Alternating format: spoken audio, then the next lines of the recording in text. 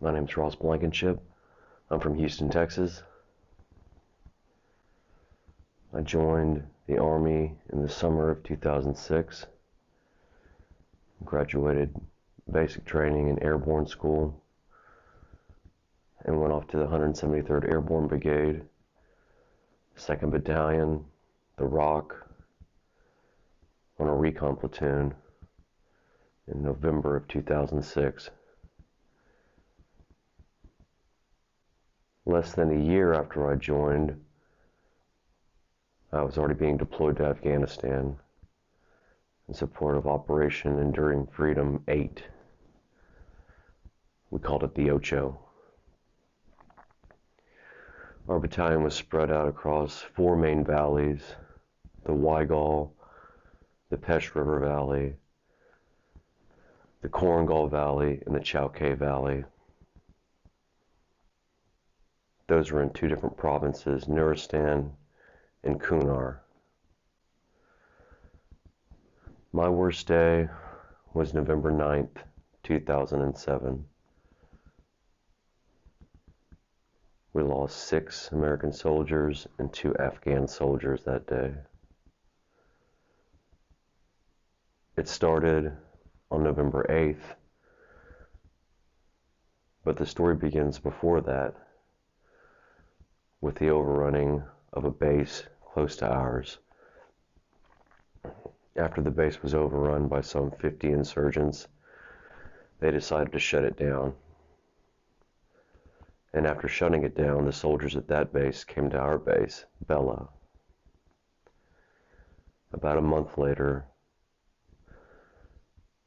the village elders at Ranch House, the base that was shut down, came and said that they would like to have a meeting. So we agreed and decided that the date would be November 9th that we would meet. Being that I was on a recon team, we left November 8th and walked all day and set up in position to overlook the village. We were looking for any enemy movement, any massing of soldiers in that village. So on November 9th, when the main effort showed up, we would know whether or not they were walking into an ambush.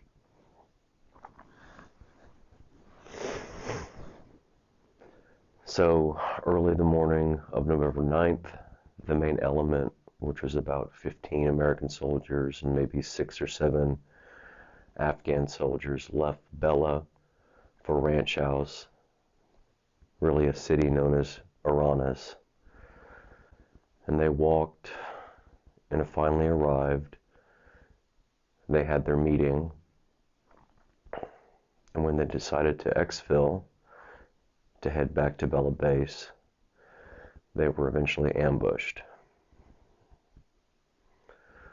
What occurred during those times were a few different things that happened. The bad guys, or the Taliban, knew that we were there, reconning the area. So part of the force split off and followed us. The other part of their force set up along a trail. They knew that the main element would be going back down to return back to Bella. As the main element moved, conducted movement, every time that they would go 100 meters or 200 meters, we would break down and move down the valley and wait for them to show up, providing some sort of protection, some sort of overwatch, to where if something happened, we could return fire, we could be in support of, we could at least call in and talk to the birds or Bella Base to let them know what was happening. Well, it turns out that those guys were ambushed by about 100 insurgents. And what we didn't know at the time was that part of that element had broken off and was following us. They ambushed us as well. And we couldn't provide support to the main element because we and ourselves were in our own fight. The fight started about 4 in the afternoon and lasted well into the evening. So when they got hit, we immediately started running to try and help them, to try and support them, and that's when we were ambushed. We were ambushed by about 20 guys, and they pinned us down for the next hour. When it finally got dark, we decided to make our way back to the base to grab some more troops, plus up our numbers to go to the main ambush site and start conducting the damage.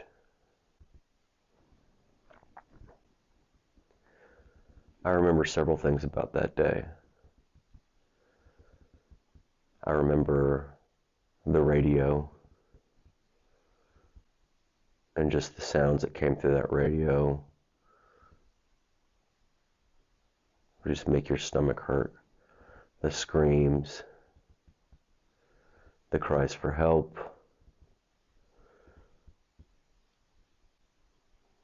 the relentlessness of the Taliban that day, I didn't know humans were capable of. You could smell the blood in the air. I also remember how noisy it was. When you're in a firefight in the mountains, you can't discern one rifle from another, one weapon system from another. They all mesh together, and it sounds like a jet taking off. And the echoes and the reverberations throughout the valley just make it sound exactly how it is, chaotic. It's very difficult to pinpoint where they're coming from. I know I couldn't. So we make it back down to base, we grab 4 or 5 more guys, and we conduct movement to the ambush site. It was apparent that the Taliban had started dragging off bodies, stripping bodies of equipment, radios, weapons, night vision, frag grenades. There was blood everywhere, and the bodies were just, well, they had been continued to be shot even long after they had expired. Then the helicopter showed up, and since we were in the mountains, they couldn't land, so they had to drop gurneys, essentially, jungle penetrators, we call them. And we would strap these bodies that were, limbs were just hanging on by nothing more than ligaments at that time, covered in blood. We would strap them to these gurneys, and we would hoist them up.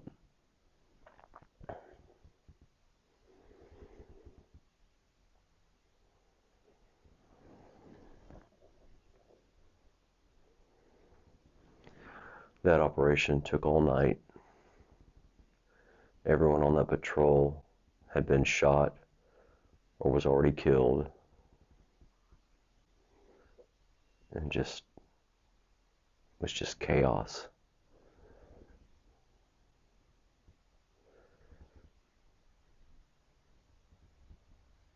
It was chaos.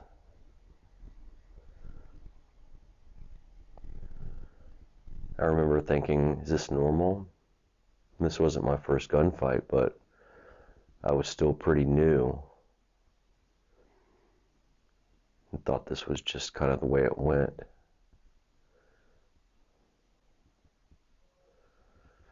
I remember thinking, if I have to do 15 more months of this, none of us are making it out.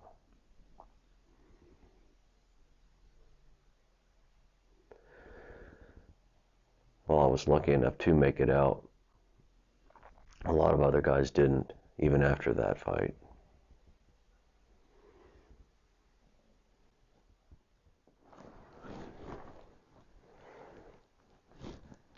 Coming home was a different story. We had spent so long in the military. We were so excited to get out, we didn't think much about it. There was almost no preparation. It was just here one day, and in the civilian world the next. It never occurred to me that that transition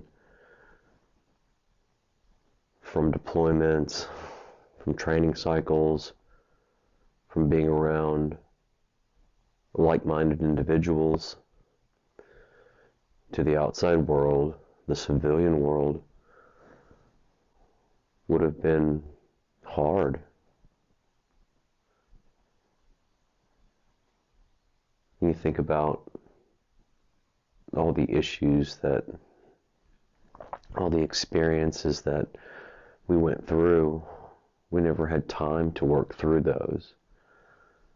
We never were sat down and explained that everyone's going to be dealing with these issues differently, and you might need some more help or medication in order to deal with those thoughts and feelings that came up, maybe more than the next guy. This was at a time when we weren't sure if it was okay to not be okay. We weren't sure if the military really meant it when they said, go seek help. And it's almost like we looked around, and if the guy to the left and right of you wasn't seeking help, or maybe they weren't displaying signs of struggle, then we weren't going to either. But it wasn't until I got out that I realized there were some issues that needed to be discussed. There's an initial feeling of joy and happiness getting out. And as I look back, it was misleading, because I was so happy to be starting a new chapter of my life. I was so happy to be a civilian again and not having to deploy and not having to risk my life every day. I was just focused on summer of 2011. I focused on school. I started 6 weeks after I got out. But what I was doing was running.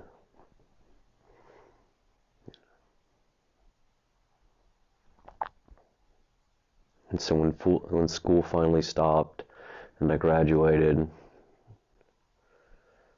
and life kind of slowed down, as I looked to enter the professional workspace, it's when everything caught up with me. It's when life really went off the rails for me. The depression set in. You find yourself just alone with your thoughts. And oftentimes I would think back to my times in the military. But it wasn't the good times that I was reminiscing on. It was the stressful times. Those thoughts in your head that really are highlighted. Thoughts that you don't ever forget. That's what my mind sought out and focused on. And that eventually led me down this dark hallway to an even darker room where I stayed.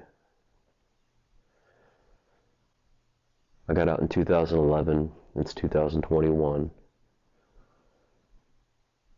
And I think finally, for once in my life,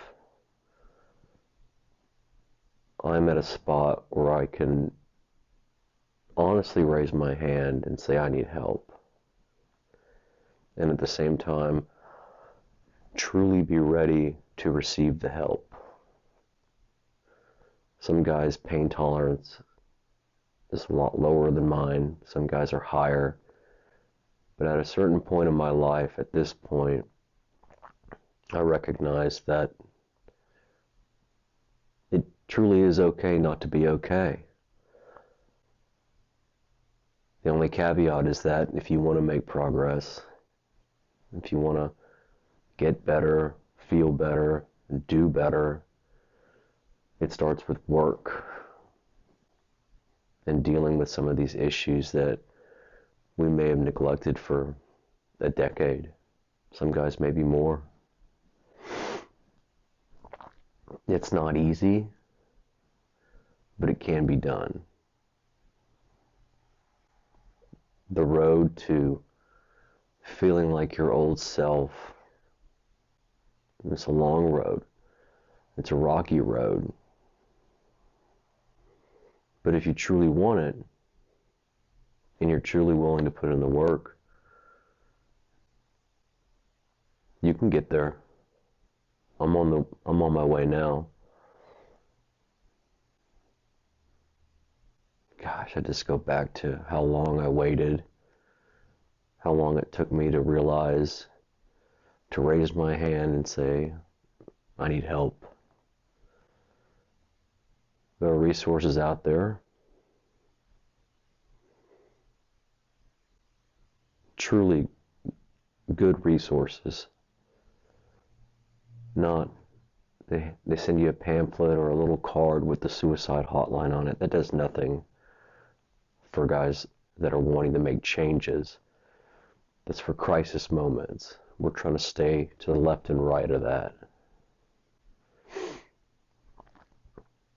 We're trying to gain insight about our experiences and ourselves in order to gain resiliency to where we can function and perform in the world that we came back to. A world that we didn't even recognize. There is a place here for us. But just like anything else, you got to make it your own.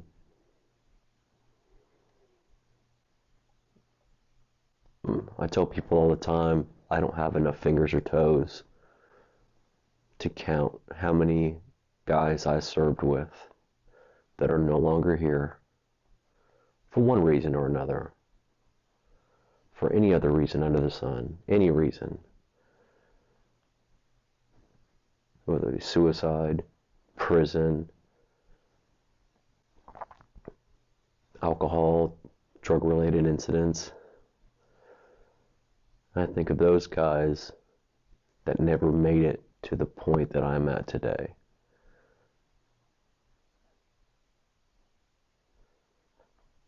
And even with that, I know that there's so many more out there that have gotten to that point, that today can be their day. Today they can raise their hand and say, I'm not okay, and know that they're not alone.